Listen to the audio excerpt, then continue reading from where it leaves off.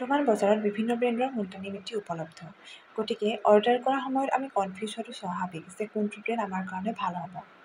অৰ্ডাৰৰ সময়ত আমি এইটোৱেই চাব লাগে যে মুলতানী মিটিটো চাৰ্টিফাইড হয় নে নহয়। এইটো মই অৰ্ডাৰ কৰিছিলোঁ নেচাৰ চিয়ৰৰ এটা মুলতানী মিটি পাউডাৰ হয়, যিটো মই ফ্লিপকাৰ্টৰ পৰা অৰ্ডাৰ কৰিছিলোঁ আৰু ইয়াৰ প্ৰাইচ আছিলে 221 আছিলে। এতিয়া আমি চাওঁচোন আহক ইয়াত কি আহিছে। এইটো পেকেটটো এনেধৰণে দিয়া আছে। ইয়াৰ লগত এইটো 200 গ্ৰামৰ এটা পেকেট দিছে, পাউডাৰ পেকেট, আৰু তাৰ লগত আহিছে এইটো